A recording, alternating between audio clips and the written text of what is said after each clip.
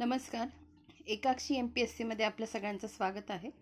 आपण जे 1200 सराव प्रश्न चालू आहेत आदरणीय देवा जाधवर सरांच्या पुस्तकावरचे, त्यातील पुढचा पाठ बघणार आहोत. त्यातला आज आपला भाग 13 आहे.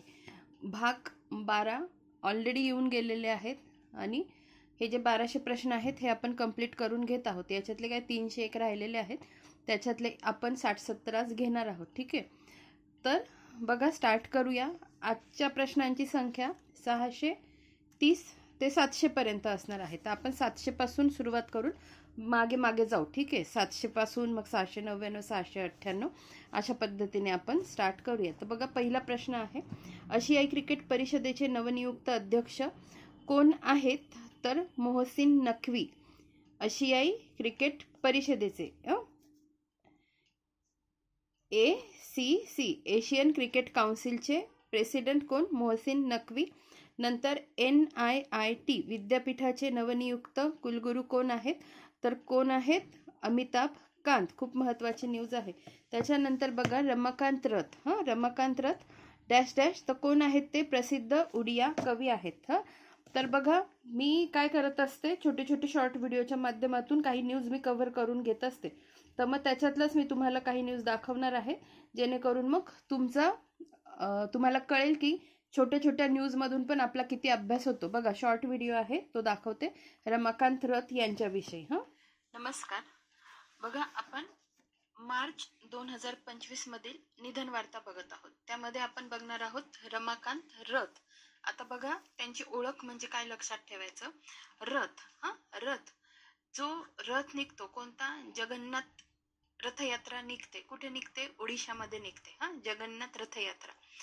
तर जो रथ ओडिशामध्ये निघतो जगन्नाथ रथ, तो ओडिशाचा आहे. त्यामुळे हे लक्षात ठेवा रथ वरून की हे ओडियाचे कवी आहेत. राहील लक्षात, ओडियाचे कवी. बरं जगन्नाथ म्हणजे कोणाचा अवतार? तर लॉर्ड विष्णू आणि त्यांचा विष्णूंचाच एक अवतार काय? भगवान श्रीकृष्ण. आणि श्रीकृष्ण आणि त्यांच्यासोबत असणारा राधा. त्यावरून अजून एक गोष्ट कोरिलेट करायची. बघा की त्यांचा ते उडिया कवी होते आणि श्री राधा हा त्यांचा खूप महत्वाचा कविता संग्रह आहे. आता आपण सगळं नीट बघून घेऊ. महत्वाचं माझं सांगून झालं की लक्षात ठेवण्याच्या गोष्टी आता आपण वाचून घेऊ. बघा रमाकांत रथ 16 मार्च 2025 मध्ये त्यांचं निधन झालं वयाच्या 90व्या वर्षी. उडिया कवी अशी ओळख. माजी सनदी अधिकारी, हे नीट लक्षात ठेवा. ओडिशाचे मुख्य सचिव होते. त्यांचा पहिला कविता संग्रह केते दिनरा.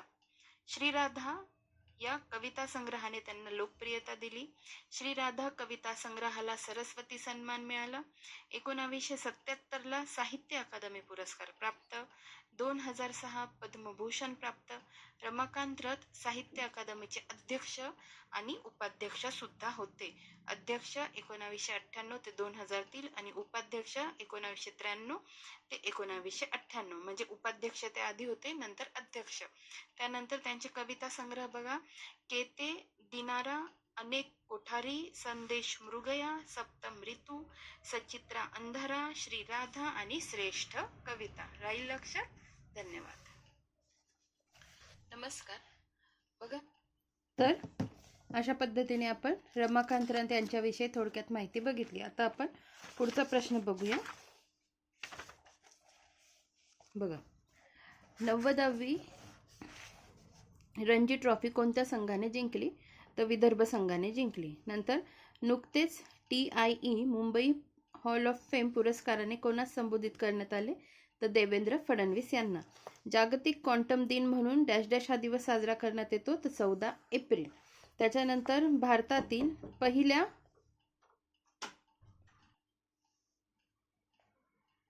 बघा जागतिक क्वांटम दिन म्हणून डॅश डॅश हा दिवस साजरा करण्यात येतो. तो कोणता?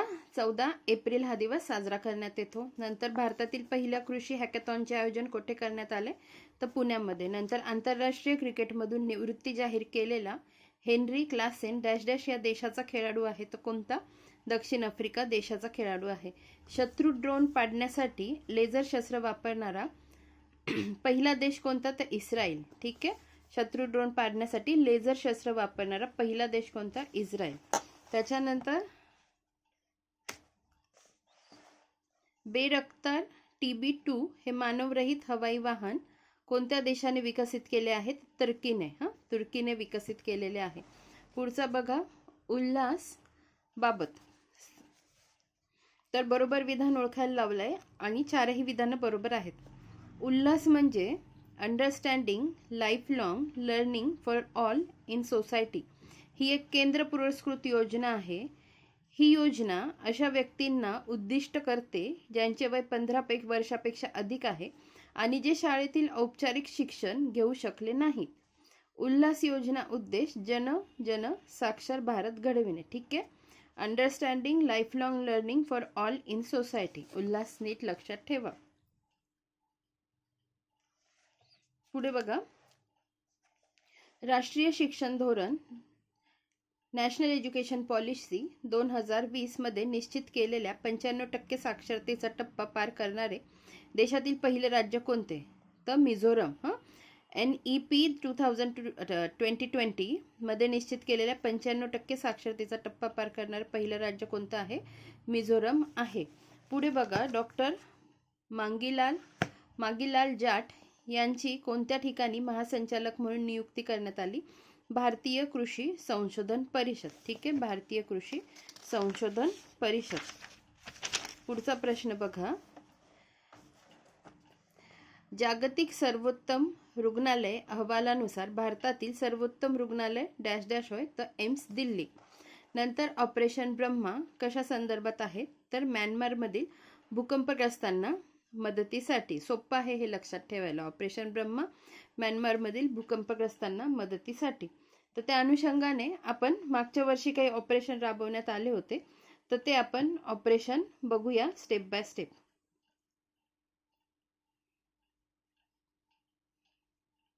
एक 2 मिनिट फक्त.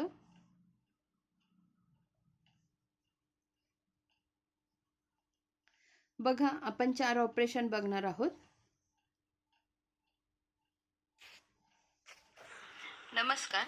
आज आपण ऑपरेशन इंद्रावती नेमकं काय आहे आणि ते कशा पद्धतीने लक्षात ठेवायचं हे बघणार आहोत. तर ऑपरेशन इंद्रावती हे मार्च 2024 मध्ये भारत सरकारने हैतीमधून आपल्या नागरिकांना सुरक्षितपणे बाहेर काढण्यासाठी राबवलेलं एक ऑपरेशन होतं. ठीक आहे. तर लक्षात कसं ठेवायचं? लॉर्ड इंद्र, भगवान इंद्र, त्यांचं वाहन काय असतं? हत्ती, ज्याला आपण ऐरावत म्हणतो. Airavat means king of elephant. ठीक आहे, हत्ती. तर मग लॉर्ड इंद्र, भगवान इंद्रवरून इंद्रावती लक्षात ठेवायचं आणि त्यांचं वाहन हत्ती, याच्यावरून हैती लक्षात ठेवायचं. आणि या पद्धतीने सहजगता ऑपरेशन इंद्रावती नेमकं काय आहे? तर हैतीमधून आपल्या नागरिकांना सुरक्षितपणे बाहेर काढण्यासाठी भारत सरकारने मार्च 2024 मध्ये राबवलेलं हे एक ऑपरेशन आहे. आपलं सहजगता लक्षात राहतं. धन्यवाद. पुढचं ऑपरेशन बघू आपण लगेच. ऑपरेशन अजय. नमस्कार. आज आपण ऑपरेशन अजय नेमकं काय आहे आणि ते कशा पद्धतीने लक्षात ठेवायचं हे बघणार आहोत. तर इस्रायलमध्ये अडकलेल्या भारतीय नागरिकांना ऑक्टोबर 2023 मध्ये भारतात परत आणण्यासाठी भारत सरकारने हे राबवलेलं एक ऑपरेशन आहे. तर हे कशा पद्धतीने लक्षात ठेवायचं? तर अजयवरून अजय देवगण आणि इस्रायलचं ईशा करायचं. इस्रायलचं ईशा करून ईशा देओल लक्षात ठेवायचं. अजय देवगण आणि ईशा देओल यांचा एक एकत्र चित्रपट आहे असं लक्षात करून ऑपरेशन अजय हे इस्रायलमध्ये राबवलं आहे. हे आपण अशा पद्धतीने लक्षात ठेवू शकतो भारतीय नागरिकांना परत आणण्यासाठी. धन्यवाद. पुढे बघूया ऑपरेशन समुद्र सेतू आणि वंदे भारत. नमस्कार. आज आपण ऑपरेशन समुद्र सेतू आणि वंदे भारत मिशन बघणार आहोत. दोघांमध्ये सिमिलरिटी ही की दोन्ही ऑपरेशन कोविड-19च्या काळात भारतीयांना परदेशातून मायदेशी आणण्यासाठी राबवण्यात आले होते. आणि बेसिक डिफरन्स असा की ऑपरेशन समुद्र सेतूमध्ये जलमार्गाद्वारे आणि वंदे भारत मिशनमध्ये हवाई मार्गाद्वारे भारतीयांना परत आणण्यात आले. धन्यवाद.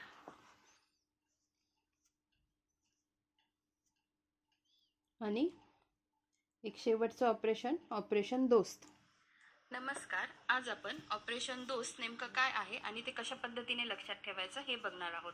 तर फेब्रुवारी 2023 मध्ये सिरियामध्ये जो भूकंप झाला होता, सिरिया आणि तुर्कीमध्ये जो भूकंप झाला होता, तर त्या भूकंपानंतर सिरिया आणि तुर्कीला मदत करण्यासाठी भारत सरकारने ऑपरेशन दोस्त ही एक शोध आणि बचाव मोहीम राबवली होती. तर हे लक्षात कशा पद्धतीने ठेवायचं, तर दोस्त या शब्दात जे शेवटचं जोडाक्षर आहे स्त, तर हे कशापासून बनलं आहे, स आणि त. मग हीच आपली आज ट्रिक आहे. स आणि त, स फॉर सिरिया आणि त फॉर तुर्की. अशा पद्धतीने ऑपरेशन दोस्त आपण सहजगता लक्षात ठेवू शकतो. धन्यवाद. आता आपण ऑपरेशन ब्रह्मावरून बाकीचे ऑपरेशन काही महत्त्वाचे होते ते लक्षात ठेवले आणि त्याच्यावर प्रश्न पण आलेले आहेत. जी राज्यसेवा आता मागे झाली ना, त्याच्यावर पण प्रश्न आलेले आहेत जोड्या लावाच्या स्वरूपात. पुढे बघा, भारत डॅश डॅश या देशाकडून राफेल M लढाऊ विमाने खरेदी करणार आहे, तर फ्रान्सकडून. हे तुम्हाला माहितीच असेल. देशात सध्या किती RRBs प्रादेशिक ग्रामीण बँका आहे, रिजनल रूरल बँक्स आहेत, तर किती आहेत, 28 आहेत.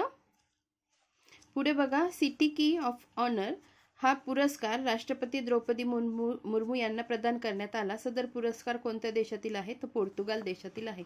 नुकतेच नरेंद्र मोदी यांना मित्र विभूषण पुरस्कार देण्यात आला. तो पुरस्कार कोणत्या देशाचा आहे, तर श्रीलंका या देशाचा आहे. पुढे बघा, एप्रिल 2025 मध्ये आंतरराष्ट्रीय गुन्हेगारी न्यायालयातून बाहेर पडण्याचा निर्णय कोणत्या देशाने घेतला आहे, तर हंगेरी या देशाने घेतलेला आहे.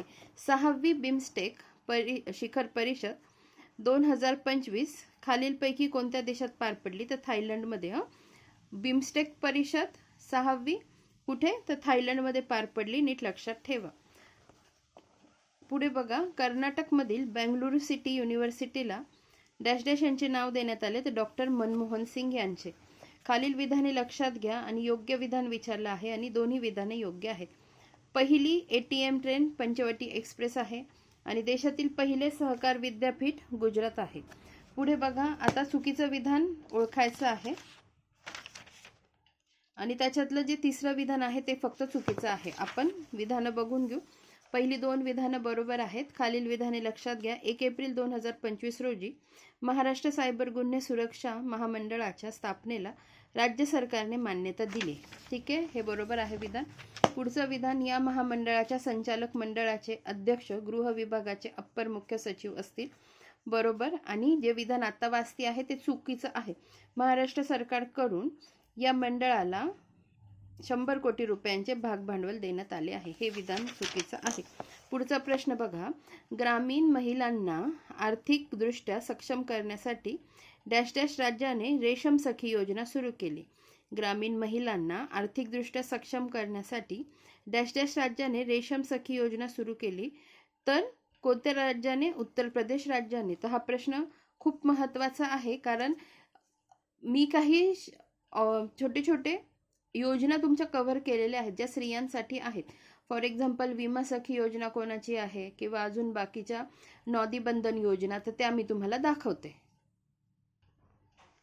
बघा, आपण काही योजना बघून घेऊ जेणेकरून आपल्या बऱ्याच योजना डोळ्याखालून जातील. नमस्कार. आपण तेलंगणा सरकारच्या 4 कल्याणकारी योजना बघणार आहोत, ज्याचा शुभारंभ त्यांचे चीफ मिनिस्टर रेवंत रेड्डी यांनी कधी शुभारंभ केला, तर 26 जानेवारी 2025 रोजी या योजनांचा शुभारंभ केला. याच्यातल्या 2 योजना ऑलरेडी आपण बघितलेल्या आहेत आणि ह्या आता मी जे सांगणार आहे ते फक्त नावं आहेत. त्याच्यातली पहिली योजना कोणती आहे, रैतू भरोसा योजना. दुसरी योजना आहे इंदिरम्मा आत्मीय भरोसा योजना. तिसरी योजना आहे इंदिरम्मा इंदलू योजना आणि चौथी योजना आहे नवीन शिधा पत्रिका. अशा या 4 योजना तेलंगणा सरकारने 26 जानेवारी 2025 पासून लागू केल्या आहेत. धन्यवाद.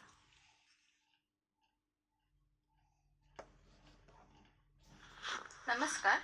आपण पुढची योजना बघणार आहोत, जी आहे सुभद्रा योजना.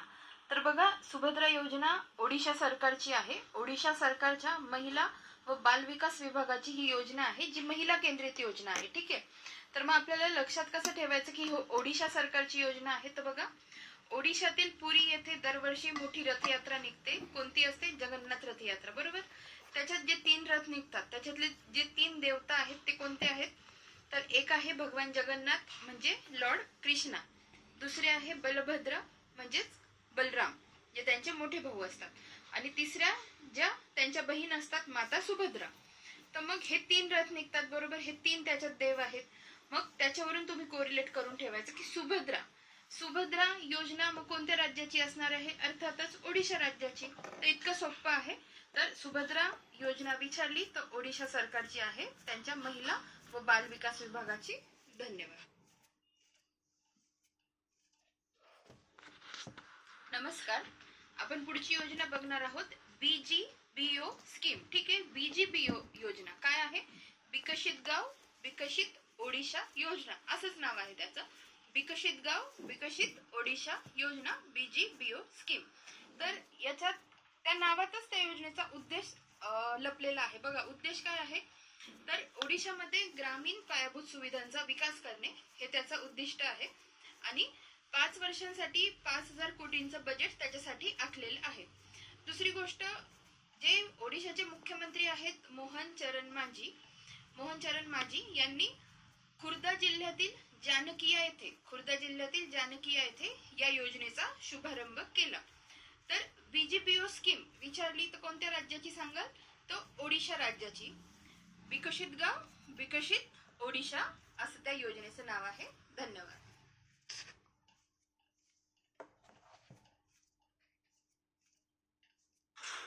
नमस्कार, आज आपण बघणार आहोत नॉदीबंधन योजना.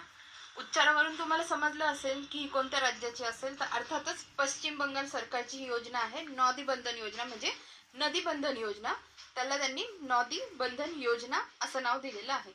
बरं, या योजनेत काय झालेलं आहे, तर पश्चिम बंगाल सरकारने काय केलं, 2025-26 जो अर्थसंकल्प आहे त्यामध्ये गंगा पद्मा नदीच्या विकासाला चालना देण्यासाठी आणि नदीकडची धूप रोखण्यासाठी ही योजना त्यांनी सुरुवात केलेली आहे.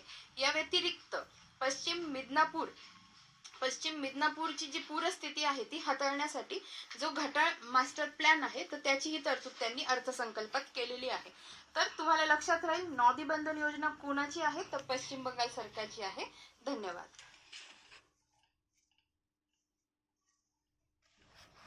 नमस्कार, आपण बघणार आहोत विमा सखी योजना. तर आधी हे समजून घ्या की विमा सखी योजना नेमकी कोणत्या राज्याची आहे, तर विमा सखी योजना आहे गोवा राज्याची. लक्षात कसं ठेवायचं बघा, सखी म्हणजे काय, मैत्रिणींनी काय केलं, मैत्रिणींनी विमा काढला आणि फिरायला कुठे गेल्या, गोव्याला गेल्या. ठीक आहे, तर अशी आहे गोव्याची विमा सखी योजना. बरं, योजना सुरुवात कधी झाली, तर 7 जानेवारी 2025 रोजी गोव्याचे मुख्यमंत्री जे आहेत प्रमोद सावंत यांनी स्वयंपूर्ण गोवा या उपक्रमाअंतर्गत स्वयंपूर्ण गोवा कार्यक्रम 2.0 या कार्यक्रमाअंतर्गत त्यांनी या योजनेची सुरुवात केली. बरं, या योजनेमध्ये होणार काय आहे नेमकं, तर महिलांना सक्षम करण्याचं उद्दिष्ट आहे. मग कसं, यामध्ये महिलांना शिक्षण दिलं जाणार आहे, म्हणजे शिक्षित केलं जाणार आहे आणि त्यांना LIC एजंट बनण्यासाठी संधी देऊन सक्षम करण्यात येणार आहे. तर अशी आहे विमा सखी योजना जी गोव्याची आहे. धन्यवाद.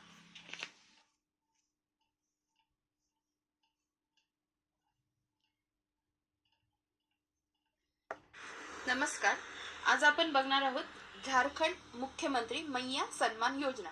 बघा आधी हे समजून घ्या की ही योजना न्यूज मध्ये का आहे, तर बघा जानेवारी 2025 मध्ये झारखंडचे जे मुख्यमंत्री आहेत कोण, तर हेमंत सोरेन यांनी काय केलं, तर मोठ्या प्रमाणात या योजनेअंतर्गत आर्थिक हस्तांतरण सुरू केलं. तर मेन ही योजना काय आहे, तर ही योजना सुरुवात झाली आहे ऑगस्ट 2024 मध्ये. आणि मेन उद्देश काय आहे या योजनेचा, तर या योजनेअंतर्गत ज्या महिला आहेत वयोगट 18 ते 50 वर्षे, ठीक आहे, तर या योजनेअंतर्गत ते महिलांना थेट आर्थिक मदत देऊन त्यांना सक्षमीकरण करण्याचा प्रयत्न या योजनेअंतर्गत केला जाणार आहे. तर मग या योजनेअंतर्गत किती रुपये दिले जायचे, तर दरमहा 1,000 रुपये त्यांना दिले जायचे महिलांना. डिसेंबर 2024 मध्ये जेव्हा हेमंत सोरेन सरकारला पूर्ण बहुमत मिळालं तेव्हा त्यांनी काय केलं, या योजनेची रक्कम वाढवून दरमहा 2,500 रुपये केली. तर अशी आहे झारखंड मुख्यमंत्री मैया सन्मान योजना. धन्यवाद.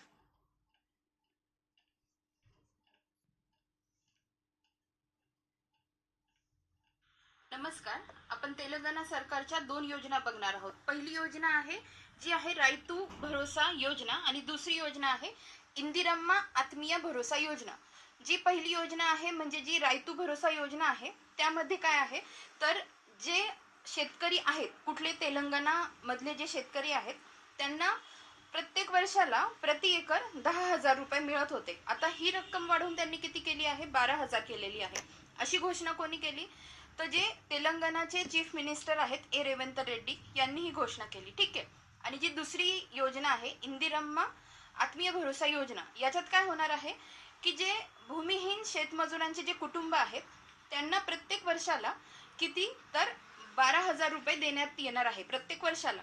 तर ह्या दोन्ही योजना कधीपासून लागू होणार आहेत म्हणजे लागू झाल्या आहेत तर 26 जानेवारी 2025 पासून या दोन्ही योजना लागू झालेल्या आहेत. तर तुम्हाला समजल्या असतील अशा पद्धतीने ह्या दोन योजना ज्या आहेत त्या तेलंगणा सरकारच्या आहेत. धन्यवाद.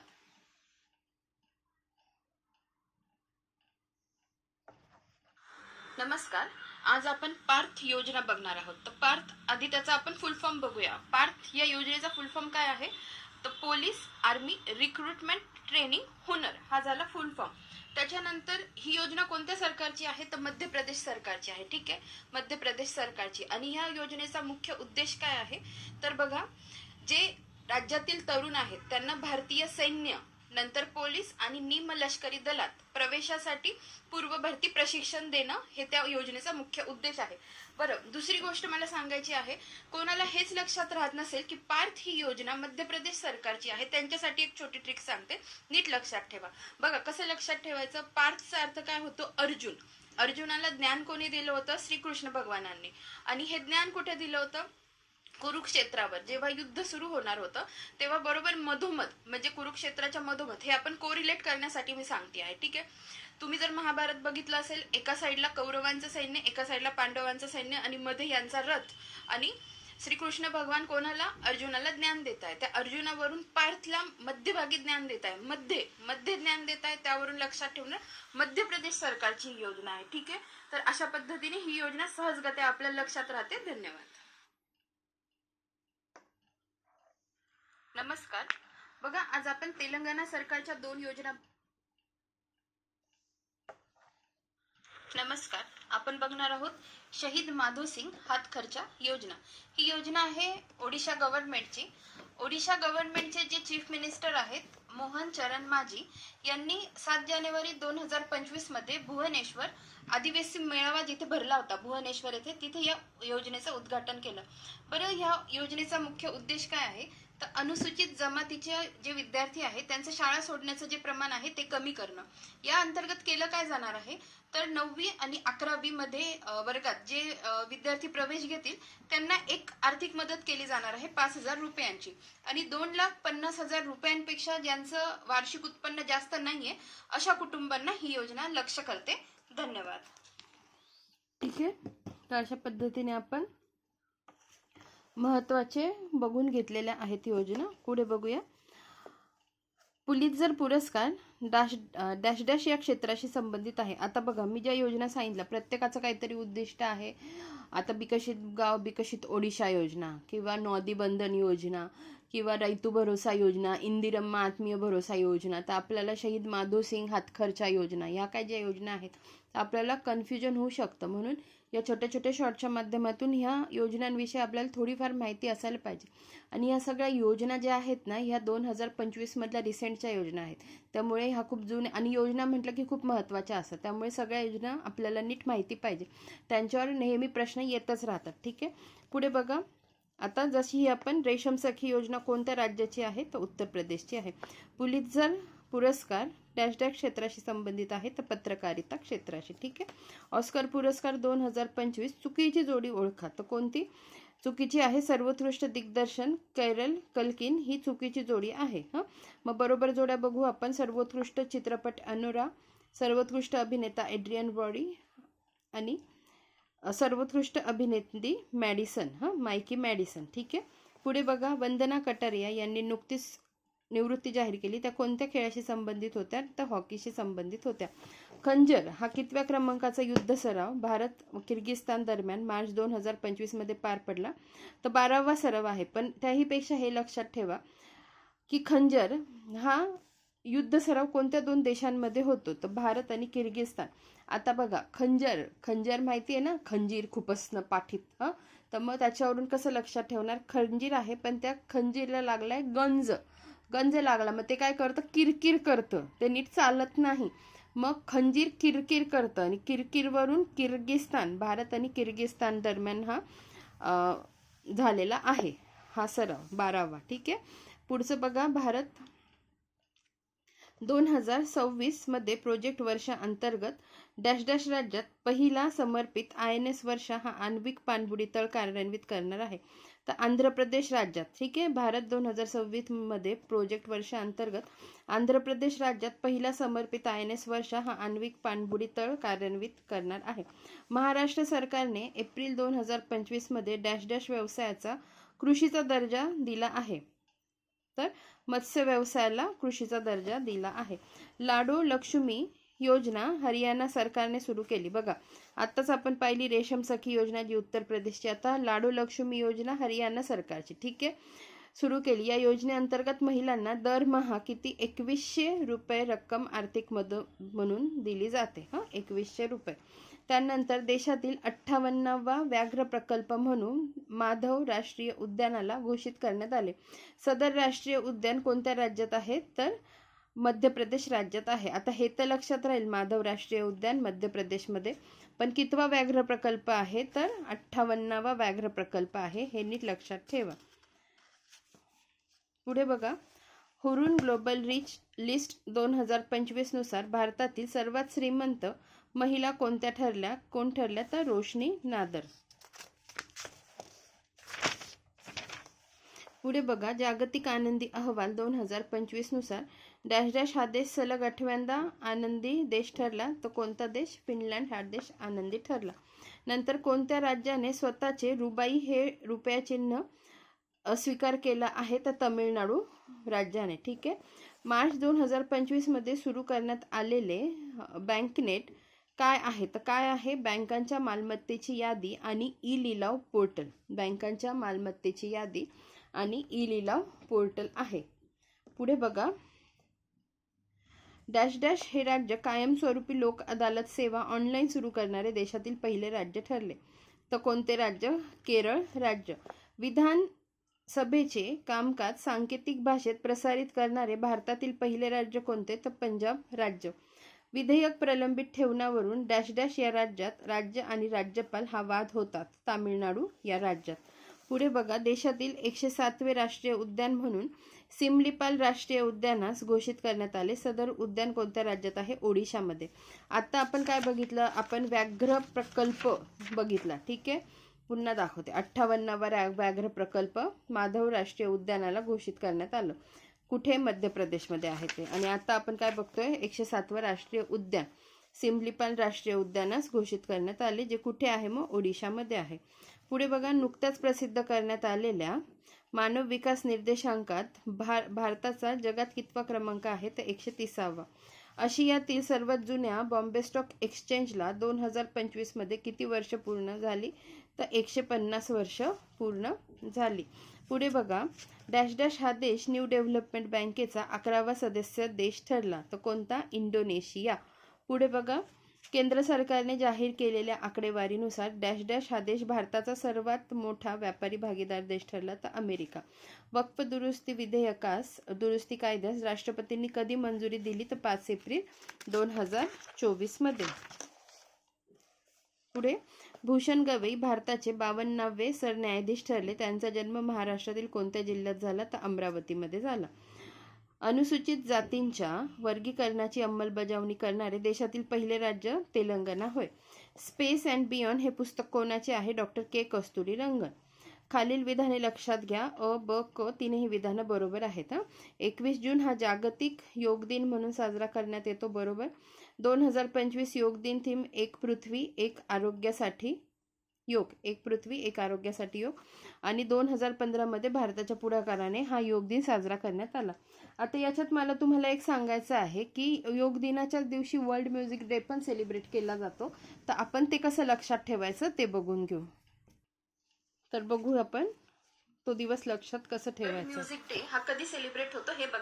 नमस्कार. आज आपण वर्ल्ड म्युझिक डे हा कधी सेलिब्रेट होतो हे बघणार आहोत. लक्षात ठेवायला अगदी सोपं आहे. लक्षात कसं ठेवायचं की वर्ल्ड योगा डे हा कधी सेलिब्रेट होतो हे प्रत्येकाला माहितीच असेल. का माहिती असेल? कारण योगा डे हा सेलिब्रेट झाला पाहिजे किंवा योगाला आंतरराष्ट्रीय स्तरावर महत्त्व प्राप्त करून देण्यासाठी आदरणीय नरेंद्र मोदीजींचं खूप योगदान आहे आणि त्यांनी जी पाऊल उचललं होतं आणि त्याच्याच योगदान म्हणून युनायटेड नेशन्सने वर्ल्ड इंटरनॅशनल योगा डे हा सेलिब्रेट करायचा ठरवलं. तर मग तो कधी असतो? तर 21 जूनला असतो, बरोबर. जर 21 जूनला योगा डे असतो तर आपल्याला हे सोबत लक्षात राहायला सोपं जातं की वर्ल्ड म्युझिक डे हा योगा डेच्याच दिवशी असतो, म्हणजे 21 जून. मग को रिलेट करून लक्षात कसं ठेवायचं नीट बघा की योगा करायचा आपण, पण सायलेंट म्युझिक लावायचं आणि म्युझिक लावून आपण योगा करायचा. आणि दोन्ही डे कधी सेलिब्रेट होतात? 21 जूनला. तर ह्या पद्धतीने कोरिलेट करून अगदी सहजगते आपल्या लक्षात राहतं की वर्ल्ड योगा डे आणि वर्ल्ड म्युझिक डे हे 21 जूनला असतात. धन्यवाद. ठीक आहे, आता आपण पुढे बघूया. छपचार उत्सव खालीलपैकी कोणत्या राज्यात पार पडतो? तर मिझोरम राज्यात. छपचार उत्सव मिझोरम राज्यात. पुढे बघा, चॅम्पियन लीग फुटबॉल स्पर्धा 2025चा विजेता संघ खालीलपैकी कोणता आहे? तर PSG. चॅम्पियन लीग फुटबॉल स्पर्धा 2025 PSG हा विजेता संघ आहे. ग्लोबल भारत समिट 2025 कोणत्या राज्याने आयोजित केली होती? ती तेलंगणा राज्याने. Mobile world Congress 2025 dash dash या देशात पार पडली? तर स्पेनमध्ये पार पडली. झू विन डिजिटल पोर्टल कशा संदर्भात आहे? तर रेबीज आणि सर्पदंश विरोधातील लसीची उपलब्धता दर्शवणे. काय काय म्हटलंय? रेबीज आणि सर्पदंश विरोधातील लसीची उपलब्धता दर्शवणे. नंतर रोहित शर्माने कसोटीमधून मे 2025 मध्ये निवृत्ती घेतली. त्याने कसोटीत एकूण किती शतके केली? तर 12 शतके केली. आता भारत कुमार या टोपण नावाने खालीलपैकी कोणास ओळखले जाते? तर हरिकृष्णन गोस्वामी, म्हणजे जे मनोज कुमार आहे, अभिनेते मनोज कुमार, ठीक आहे, त्यांना भरत कुमार या टोपण नावाने ओळखले जाते आणि त्यांचं नाव काय आहे? हरिकृष्णन गोस्वामी. निधन वार्तामध्ये ही न्यूज महत्वाची आहे. पुढे बघा, 2024चा महाराष्ट्र भूषण पुरस्कार कोणाला प्राप्त झाला? राम सुतार यांना. 59वा ज्ञानपीठ पुरस्कार विनोद कुमार शुक्ल यांना जाहीर झाला. ते कोणत्या राज्यातील आहे? तर छत्तीसगडमधले. हिंदी भाषेतले 12वे आहे आणि छत्तीसगडमधले पहिले आहेत. ठीक आहे. 12वी पुरुष आशिया कप हॉकी स्पर्धा 2025 बिहारमधील कोणत्या ठिकाणी होणार आहे? तर राजगीरमध्ये. वेव्स परिषद 2025 डॅश डॅश या ठिकाणी पार पडली? तर कुठे? मुंबईमध्ये. भारतातील पहिल्या व्हर्टिकल लिफ्ट सागरी पुलाचे उद्घाटन कोणत्या राज्यात करण्यात आले? तामिळनाडूमध्ये. भारतात सर्वप्रथम डॅश डॅश या वर्षी जातीनिहाय जनगणना करण्यात आली? तर 1931 साली. डॅश डॅश या कालावधीत अभिजात भाषा सप्ताह साजरा केला जातो? तर 3 ते 9 ऑक्टोबर. राज्यातील पहिली महिला मुस्लिम IAS अदिमा अनम अशफाक अहमदने UPSC परिषद कितवी रँक प्राप्त केली? 142वी. महाराष्ट्रातील पहिले हवाई संग्रहालय कोठे सुरू करण्यात आले? नागपूरमध्ये. मिष्टी योजना कशा संदर्भात आहे? तर खारफुटी वनासंदर्भात मिष्टी योजना आहे. त्या रिलेटेड एक व्हिडिओ बघून घेऊ, ज्याच्यात मी 2 योजना कम्पॅरेटिव्हली शिकवलेल्या आहेत आणि त्या महत्त्वाच्या पण आहेत. नमस्कार. आज आपण अमृत धरोहर आणि मिष्टी योजना या दोन्ही योजना एकत्र बघणार आहोत. दोन्ही योजना एकत्र बघण्याचं कारण असं, कारण दोन्ही योजना एकाच दिवशी म्हणजे 5 जून 2023 म्हणजे जागतिक पर्यावरण दिनी सुरू करण्यात आलेल्या आहेत. आणि दुसरी त्यांची कॉमन गोष्ट अशी की दोन्हींची मिनिस्ट्री एकच आहे. जी नोडल मिनिस्ट्री आहे ती आहे पर्यावरण, वन आणि हवामान बदल मंत्रालय. मग बेसिक फरक काय आहे त्या दोघींमधला? तर अमृत धरोहर योजना ही आहे रामसर साईट्सशी संबंधित आणि जी मिष्टी योजना आहे ती भारताच्या किनारपट्टीवर खारफुटीची लागवड सुलभ करण्याशी संबंधित आहे. म्हणून M फॉर मँग्रोव्ह लक्षात ठेवायचं आणि अमृत धरोहर योजना जी रामसर साईट्सशी संबंधित आहे आणि M फॉर मँग्रोव्ह असं लक्षात ठेवायचं. बस हाच बेसिक फरक आहे दोघांमध्ये. धन्यवाद. ठीक आहे, आपण पुढे बघूया. खेलो इंडिया पॅरा गेम्स 2025 मध्ये महाराष्ट्राने पदतालिकेत कितवे स्थान पटकावले? तर 5वं स्थान पटकावलं. कसं लक्षात ठेवणार? पॅराचा प आणि 5व्याचा प. ठीक आहे. नंतर ICC चॅम्पियन्स ट्रॉफी 2025 भारताने डॅश डॅश या संघास हरवून तिसऱ्यांदा जिंकली? तर न्यूझीलंडला हरवून. ठीक आहे. पुढे बघा, शेवटचा प्रश्न आजच्या व्हिडिओमधला. एप्रिल 2025 मध्ये निधन झालेले MGS नारायणन डॅश डॅश या क्षेत्राशी संबंधित होते, तर इतिहास या क्षेत्राशी संबंधित होते. तर अशा पद्धतीने आपला आजचा व्हिडिओ इथेच समाप्त होतो. आता आपले प्रश्न किती राहिलेले आहेत? 701 पासून स्टार्ट होतील ते 942 पर्यंत आपल्याला ते कंप्लीट करून घ्यायचे आहेत. अजून 2-3 व्हिडिओ येतील आणि हे पुस्तक आपलं कंप्लीट होईल. धन्यवाद.